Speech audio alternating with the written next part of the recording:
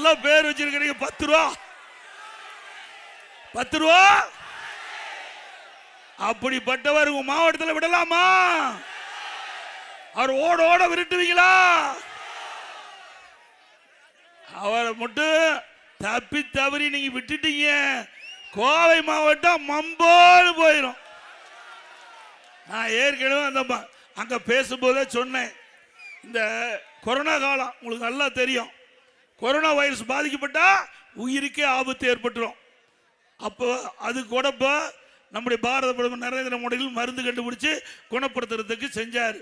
ஆனா இப்போ இந்த நம்முடைய கோவை தெற்கு சட்டமன்ற தொகுதியில் வந்திருக்கிற அந்த கொரோனா சாதாரண கொரோனா இல்ல, அதுக்கு மருந்தே இல்ல. அந்த வைரஸ் தாக்கப்பட்டுட்டா இந்த கோவை மாவட்டம் அதோட போயிடும். ஏன்னா கரூர்ல முடிச்சு கட்டிட்டாரு. கரூர்ல இப்ப எங்க வந்துட்டாரு? உங்க மாவட்டத்துக்கு வந்துட்டார், கோயம்புத்தூர் மாவட்டம் வந்துட்டார்.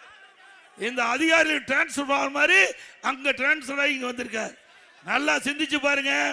நல்ல மனிதராக இருந்தால் ஒரு சட்டமன்ற உறுப்பினர், ஒரு அமைச்சராக இருந்தவர் தன்னுடைய சொந்த தொகுதி விட்டுட்டு வெளியே வருவாங்களா? நான் இப்ப 11வது முறையா எடப்பாடியில் நிக்கிறேன், 11வது முறையா நிக்கிறேன். ஆரம்பிச்சார் தொண்டாமுத்தூர்ல, ஆரம்பிச்சார் வேலுமணி நிக்கிறாரு. உன்னால நிக்க முடிஞ்சுதா?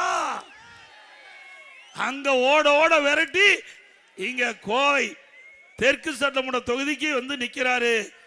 நல்லா சிந்திச்சு பாருங்க. நான் விளையாட்டா சொல்லிங்க, சாதாரண ஆள்லிங்க. எல்லாத்துக்கும் ஆண்டவன் மூளை படைச்சிருக்காரு, அவருக்கு தனி மூளை படைச்சிருக்காரு.